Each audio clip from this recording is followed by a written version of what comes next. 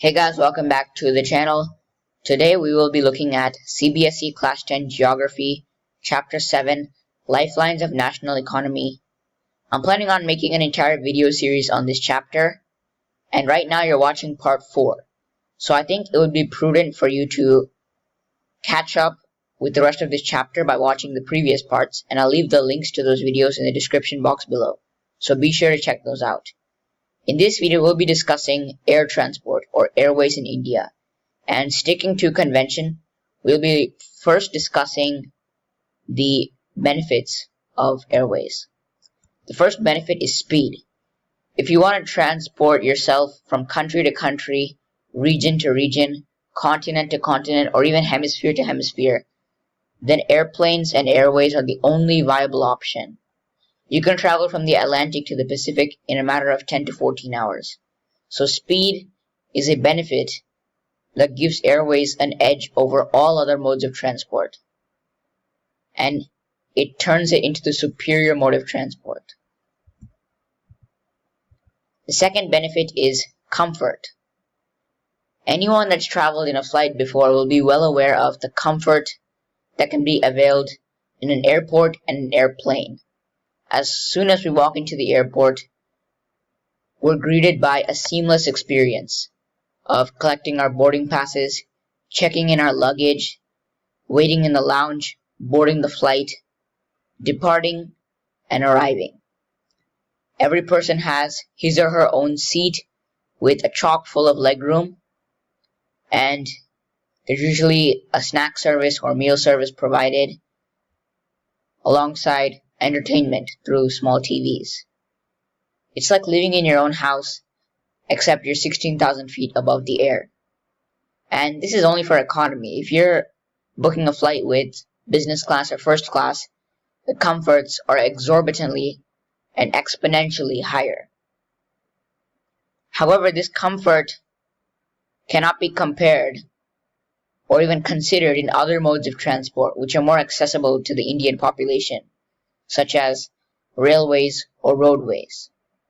And that's why, on account of the income inequality and social inequalities that exist in India, flight travel is considered as prestigious and a symbol of elite, lavish lifestyles. The third benefit is that for airways there's virtually no terrain limitations, because essentially we're no longer in the domain of land.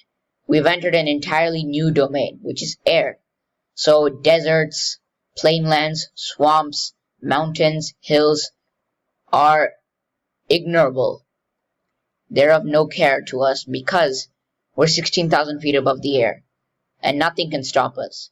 So you can travel the northeastern region of India, you can travel the western deserts, the swamps of Madhya Pradesh. All of those drawbacks of terrain that I mentioned in the railways video can be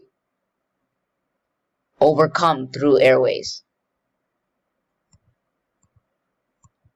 The fourth benefit is that in India particularly, airways have enabled connectivity in the northeastern states. In this region, construction of roads and rails is not feasible. It's not economically feasible, and it's not possible for the most part. And for a long time, this region was disconnected from the rest of India in terms of trade and cultural exchanges. But recently, with the development of airways, we've established connectivity with this region as well. So that's a key benefit of airway that's particular and pertinent to India. The last benefit is that airways, if you put it alongside other modes of transport such as railways, roadways, and seaways, it's the safest mode of transport, and the number of accidents range between the tens to the slightly above the hundreds per year. And this is because there's usually a tight-knit coordination between the air traffic control of the departing area and the arrival area. And there's a predetermined navigation. There's no inadvertent turns or U-turns. There's no sudden movements, and all the flights are coordinated in a way that it's safe and it's seamless. So that's why airways are also the safest mode of transport. However, there's one major drawback, and that's the price. Airways are the least affordable mode of transport, which is reasonable and understandable because they're eradicating all other drawbacks of the other modes of transport, because it's the fastest, the safest, the most comfortable. So for these benefits, we obviously have to pay a price. And that's what makes this a least affordable mode of transport. And for most Indians, stepping on a flight is a once-in-a-lifetime experience. It's not commonplace in a developing nation like India. However, it's really economical in only one region of India, which is, as you predicted, the Northeast. Because although it might not be fathomable, constructing roads or rails in the northeastern part of India is more expensive than providing airways to the entire population. Which is why special provisions have been made in this region to allow people to avail air transport at a lower cost. Now let's look at the Indian Airways.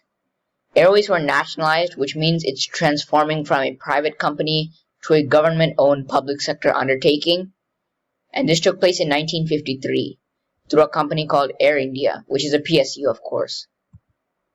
The domestic airways were controlled by the Indian Airlines Corporation, which merged Air India plus 6 less renowned, less popular airlines, and international transportation was taken care of by Air India Corporation. We also have helicopter services, which are catered to by the Pawan Hans Helicopters Limited Company. So why do we need helicopters in India? There's 3 key outlets for this mode of transport, which is the energy sector, especially for oil and natural gas. India's ONGC, Oil Natural Gas Corporation, still utilizes helicopters for offshore exploration and offshore operations, which includes exploring new sites for potential land mining and scouting new areas for constructing pipelines. That's the energy sector. For communication, helicopters are used for airlifts to transport first-class mail, which are letters and cards. And in healthcare, it's used to transport organs or essential medical infrastructure, such as, in this scenario, current pandemic situation, helicopters were used to transport vaccine doses. Or it could be personal protection equipment, whatever it may be. Any healthcare equipment could be transported using helicopters. So these are the 3 areas of maximum utilization of helicopters in India. So that concludes this video. We talked about the benefits of airways, the transport of airways, Indian Airways, and helicopter services in India. So this topic is relatively smaller, and it's not necessarily trivial or unimportant, but its weightage is pretty low. And that concludes this video. As always, I hope you enjoyed, had a great learning experience, and until the next video, this is Ch.7 signing off. Peace.